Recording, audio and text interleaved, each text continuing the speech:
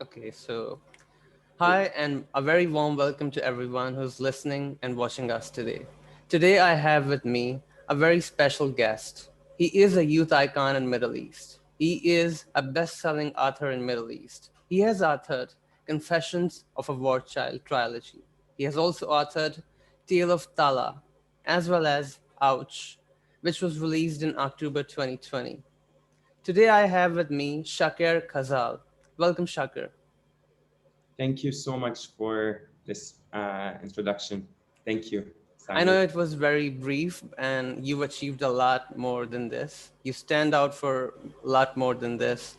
So, like today, Shakir is with us for his new campaign that he has launched about insomnia and mental health. And I think Shakir is an exception to all the stars and celebs in Middle East who's talking about such an important cause. So, Shakir, the mic is yours. You can talk to me about the whole cause, the campaign you launched. Well, for me, I have always been, always been on the go. I was born a Palestinian refugee in Lebanon. I immigrated to Canada. Later I became a speaker and an author, a journalist. With all this journey, I never actually paused and focused on how this weighs on me as a human being. Up until a couple years ago when COVID started and when everything shut down and we became like prisoners of fear, we had a lot of time to reflect on certain things.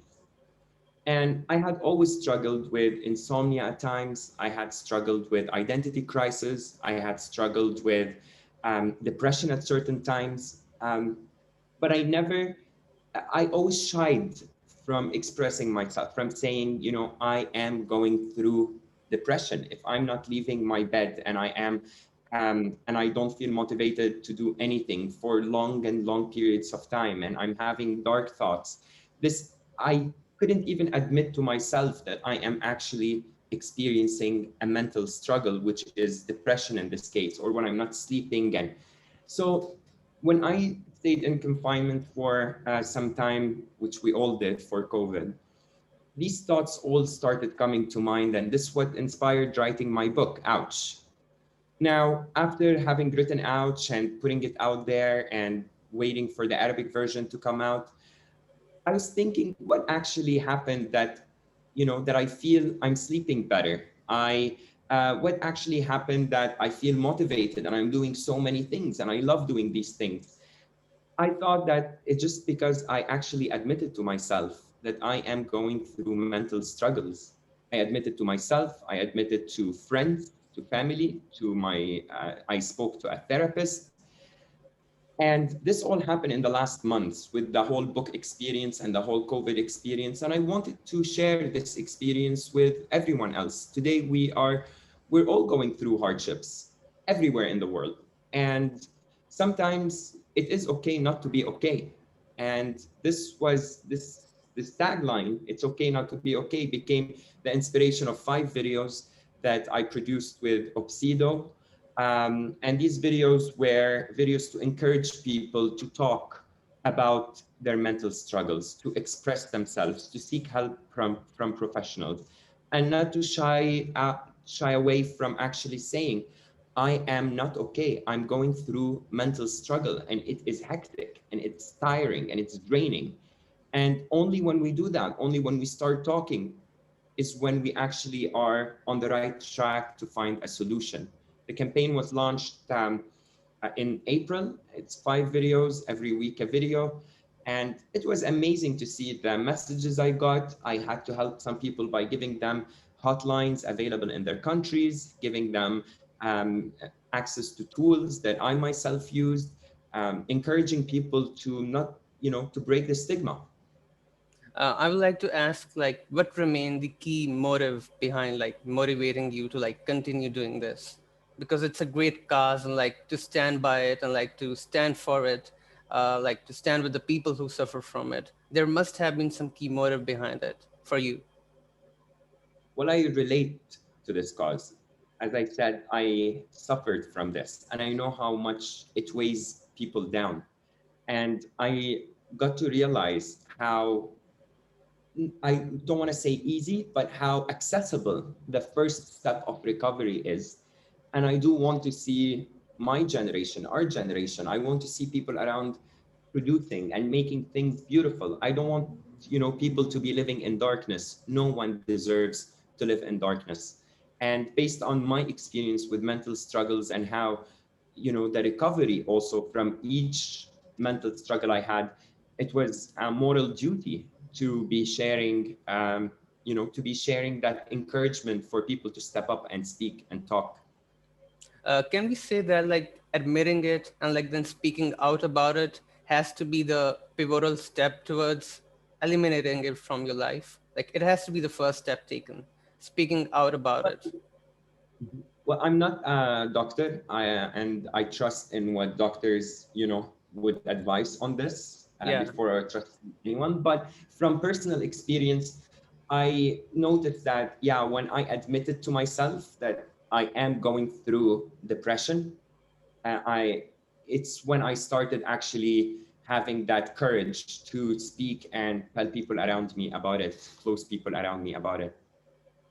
And like as I can see that you grew up in a Palestinian refugee camp in Lebanon and Beirut, so like there must have been some big issues like conflict, like war, like many other issues which must have taken a front seat, and issues which are as individual as insomnia or depression or stress, they must have taken a back seat under in the light of those circumstances. So like how do you deal with those circumstances when you're exposed to war, conflict, and so many other problems like that, because there are many conflict zones today in the world, and if there are not those conflict zones, then there are still countries and areas where people have so many other issues to deal with, and at times they ignore something as lethal as stress, depression, or insomnia. Well, I think these two things correlate. Mental struggles often are, results of personal experiences, of insecurities we have, of worries we carry, of fear uh, you know, we have. So I think both of them, I wouldn't put one in the back seat and one in the front seat. I would put them all on one seat, which is the seat that I sit on in my own life. Later on, when I was actually talking to my therapist, I realized that so many things I go through are actually related to things from childhood. We are the product of our childhoods, and this product is advancing and enhancing every single day. So, but it's coming from somewhere, and this has an effect. So yeah, I think they're correlated. I think they both take a front seat in our lives. Today we have over 70 million refugees around the world. Uh, we have we have people struggling financially and economically because of the pandemic. We have wars and we have destruction and hatred going around the world.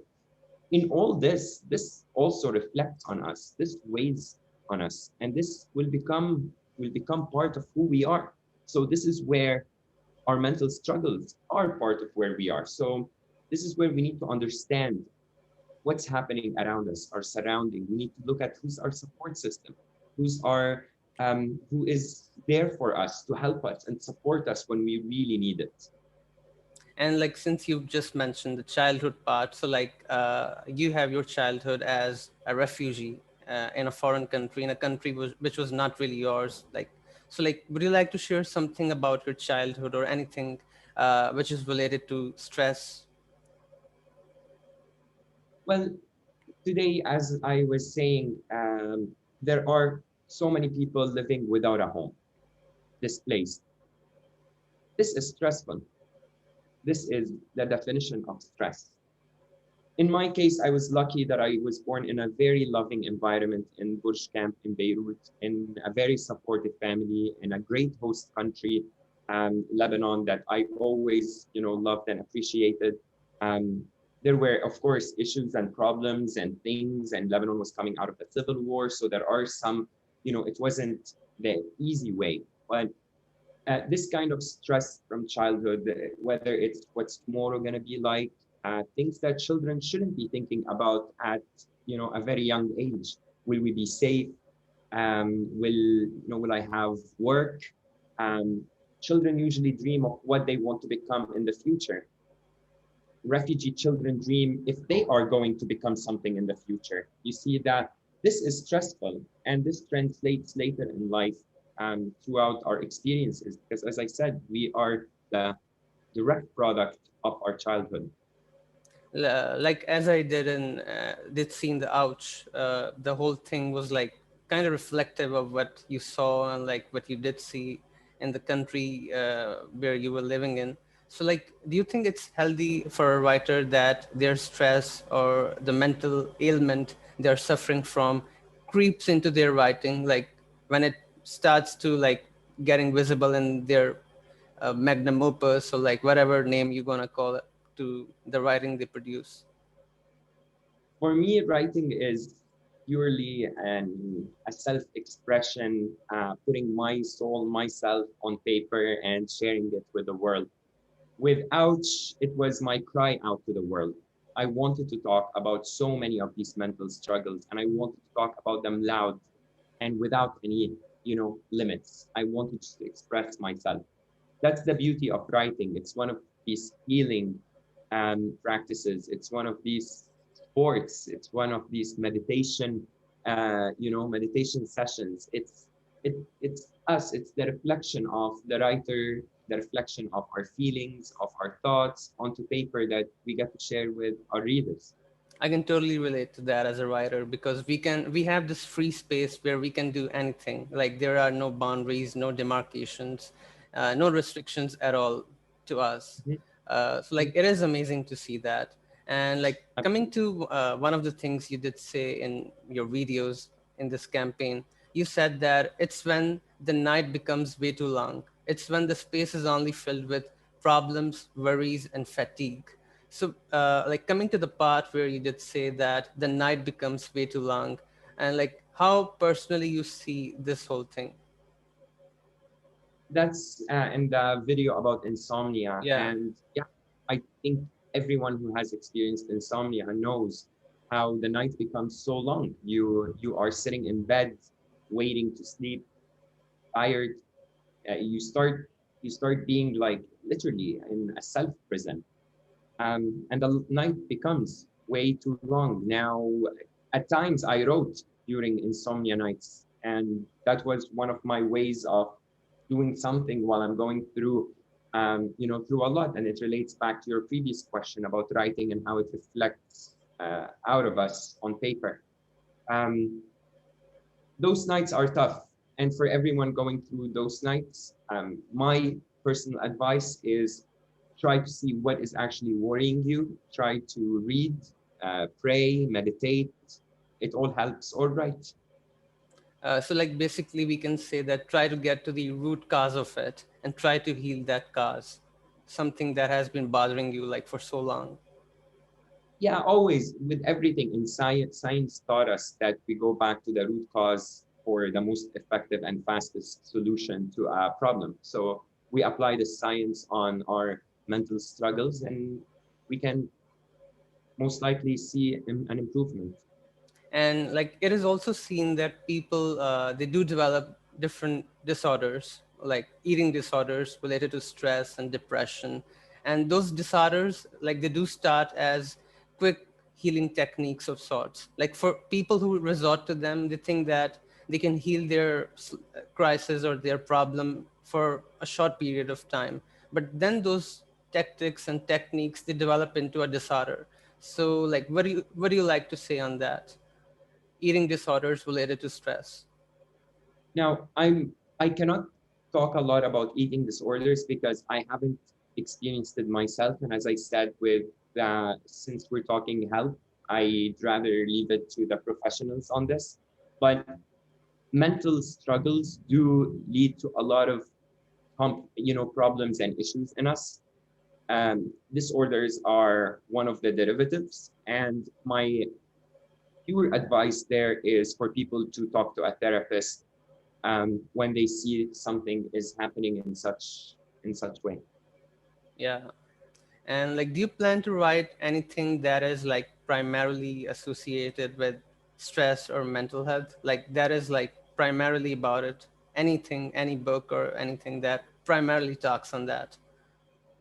I think without I did talk about identity crisis as the biggest mental struggle. I would need to learn a lot, and I would need to speak to a lot of professionals before I can write such a book. So for now, I would I would just share personal experiences, and that would be the limit of it. So we can also say that the journey from Lebanon to Canada was kind of a relief to you, or we can say a respite to you from the life which you were living in Lebanon. So, like, if you can share with me or with us that how did you see the difference between the life in Lebanon you had and the life in Canada you had? Since I did read that you were able to get a scholarship at York University, Toronto. So, how was that? As a student, I think it's the best one can have when you get a scholarship at a university abroad or in a Yeah, country like Canada. we love scholarships. Yeah, everyone loves them. Um, I mentioned that in Ouch. For me, the move from Lebanon, a refugee camp in Lebanon to Canada, was like a prisoner leaving prison to freedom. And I was so lucky and blessed to be, living an experience in a country I call home today, Canada, a country that appreciates diversity, a country that empowers people, a country that stands for so many values that I admire in the world, a country that promotes and advocates for peace and for equal rights and for harmony between cultures, religions, people. I was a kid hungry to see the world. I was a kid who wanted to see what is out there outside of this 1 kilometer square. I wanted to be part of a nation that I call home since I'm displaced from my original nation. So this journey is a journey of every prisoner, a prisoner who leaves prison. And of course, So, up for our viewers to be reading my book Ouch to know the details of what I'm talking about. so we can say that Canada makes you feel at home. Canada is my home. Lebanon is a home.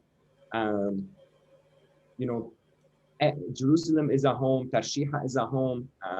Dubai is a home. A lot of places in the world. New York is a home. I lived in New York for so long. The world is my home, but not a refugee camp. A refugee camp is not my home, and it should not be the home of anyone. Any child, any adult does not deserve to live in a refugee camp. And like coming to like I did listen to you when you did speak at the Athens Democracy Forum 2020, and you did say there like just like we have removed the F word and the N word from our dictionary, we have removed that kinda we did that. So you said that we need to remove the R word as well, and you were referring to their I think racism was the main motive of that discussion. So, like, how do you see racism in a world where there are too many problems already and people are dealing with too many issues? Pandemic is one of them, but still there are these instances where hate crimes occur, where racist attacks occur, and people are like helpless. Like they can't do anything about that. Like I can't do anything about the color of my skin. It is what I got when I was born. Like I had no role in making my skin look different or anything like that. So what's your take on that? Anything that you would like to share? Well, racism is illegal. It should be illegal in all its forms. And this is the first and most important thing. We should not be allowing anyone, whether they're a president or whether they're, public figure or whoever they are, we should not allow them to be, advocating for hatred. Our world has no room for hatred and should have absolutely no room for people advocating for it. Today, with social media openness, I think there is a lot of responsibility on these high tech, giants, big companies, social media companies, and they've been doing fantastic job. I mean, you can report things right now. Their AI softwares are working better, and we should keep on enhancing that so that we protect our fellow human beings. So we can provide safe environments online, which is a huge today, it's the storefront of our generation. um, and we should definitely hold accountable any person, whatever their position is, who's going to advocate for any sort of hatred, racism, um, anti-Semitism, anti-humanity. Period. Our world needs more love. Our world needs more solidarity. Our world needs more support from one to another, especially these days. We we are like, we're we are amid a pandemic, and we realize amid this pandemic that we all humans, we need to come together if we need to move forward. And at times, like since coming to social media, it has been discussed here now. So like there is this troll culture and the cancel culture as well that people do see on social media. So like coming to that, like how do you see this whole trolling and cancel culture?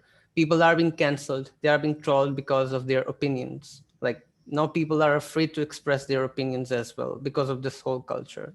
So how do you see that?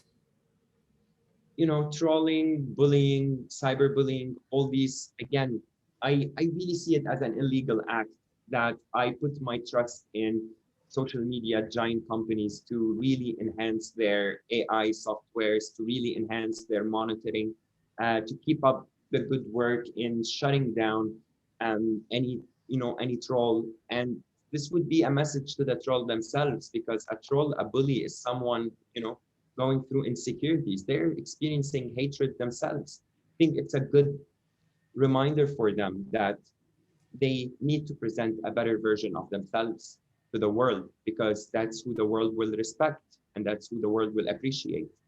And to everyone being bullied and trolled, and I go through this as someone who interacts with social media. I go through it a lot. Sometimes I'm bullied over my ears. I love my ears, and yeah, I got to a point now where I look at that and I laugh when I read them. But how many people, how many children in the world, being bullied for something, end up in suicide, end up with severe mental struggles?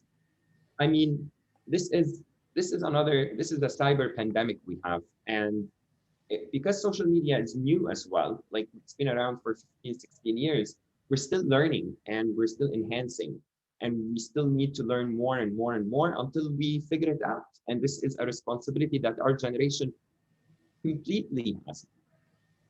Like since you're a writer whose work is like known and like it's popular as well in the region you live in, so like you must have faced trolling as well, or some kind of disagreement with people who may disagree with your opinion, but instead of attacking you for your opinion, they may attack you personally. Like it happens to a lot of celebs. Like they do say that people hate them for their opinion, but their opinion is not being attacked, their character assassination occurs instead. Like attacking them for their physical features. Like you just said that, yeah, you are being bullied for your ears. I think they're completely fine. You look great. I don't know what kind of problem people have with that. So, like, what do you want to say on that? Like, people are being trolled for their opinion, and there are these trolls or whatever source which operates them. Instead of attacking people for their opinion or their ideas, they are being attacked for their physical features or their personal life or their relations. So like it's very disturbing to see that. Well, we need to be strong in the face of any storm like this. And each human being has the right to express their opinion freely, and we have to know that by doing so, we are in the right, not in the wrong. The wrong is when we are getting trolled over our opinion. There are tools now available, as I said, reporting someone who is attacking you. And I think, for example, Twitter, Facebook, Instagram, they've done a very good job in how you easily you can report. But most importantly, I think all these trolls and all this stuff that's happening should not discourage us from expressing our opinion, as long as we're doing it with respect, as long as we're doing it with the willingness to have open dialogue, as long as we do it in a way where we know we have to accept the other opinion, as taken into consideration that the other opinion is not harming us by addressing us. There's also this anxiety that some people do experience related to social media, like about joining a bandwagon kind of thing. Like there's this trend going on about something, and people think that if they do not express their opinion, or if they do not, for example, tweet on it or post something on Instagram about it, then they will be kind of, like put aside, or like kind of like seen as a pariah of sorts. So like, how Mhm. do you see this whole thing, social media anxiety, like people do have, that they have to express their opinion on every single thing that is occurring? If they do not, then people may scold them, people may, bully them, that why are you silent on this, and why you don't speak on this matter.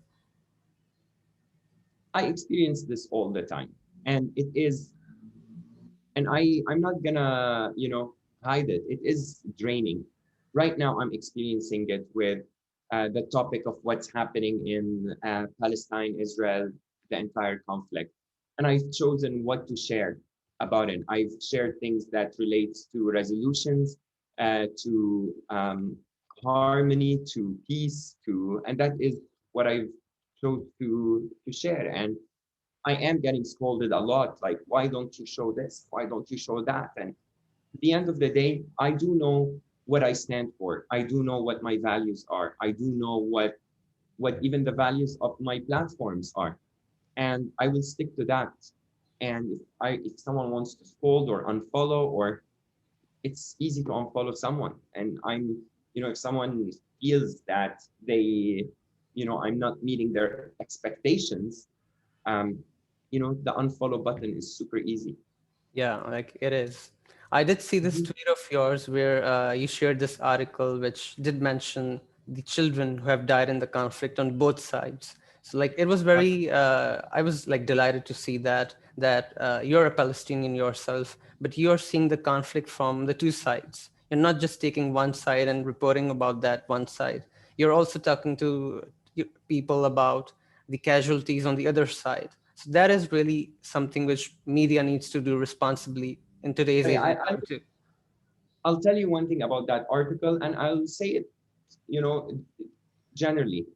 When I see a child killed, if I am to, tweet or not tweet about it based on anything related to the child, their religion, their nationality, their location, I would be someone without a strain of the humanity in me. And of course, there was a war recently. There are casualties, civilian casualties on both sides. And when we count civilian casualties, they are civilians, there are children, there are women, there are elderly that deserved life but got, death and got destruction on the other hand. So I will never ever put, a nationality, a religion, a race, and to a to a civilian casualty, especially children. And I won't even, if I'm gonna get scolded or bullied or trolled over that, then again, the block button as well is super easy on social media. Yeah, I totally agree with you on that. And I think I find it very bizarre actually when people in general, when a conflict like this occurs, they see civilian casualties as collateral damage. That takes the human element out of it. Like these are humans with emotions, with We heart, need to with remember mind, with everything. their names. I want these people to be remembered, not to be a statistic at the end of the day. Yeah, And not as and numbers.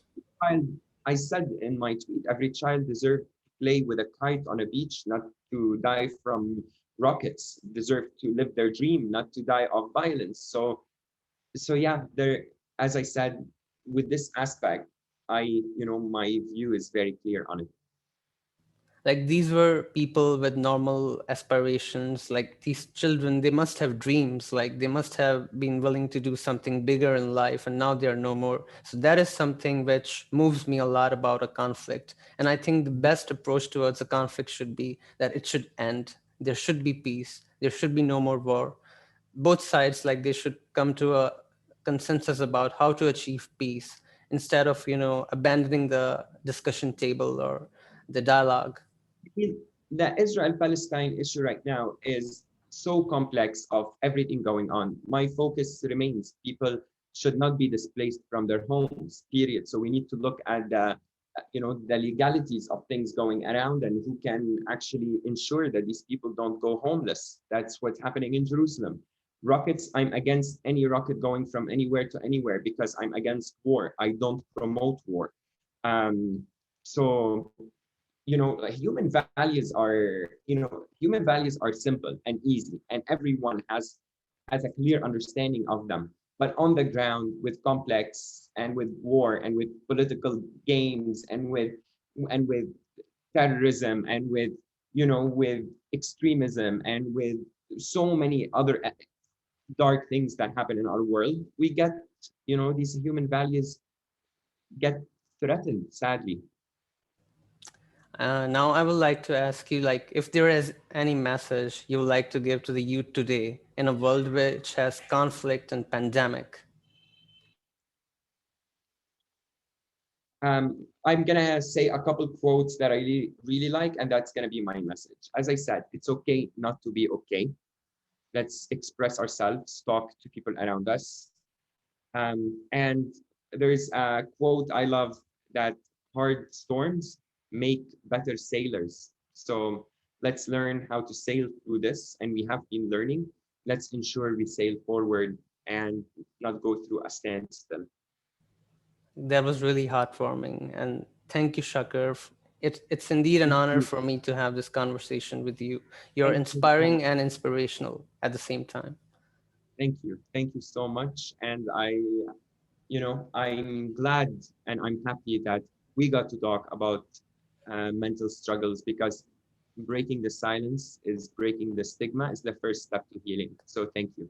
As it says, let's talk, or Let's I won't, I think I won't be right or not, but it says in Arabic, Kalina Naki, or something like that, right? let's talk. Alina. Yeah, I can read it actually. It may be a Oh, surprise to you because my language, my native language, Urdu, it has the same text as Arabic. oh So, wow. Wow. yeah, we can read each other's languages as well. Live and learn. Thank you. You're Shukran. welcome. Bye.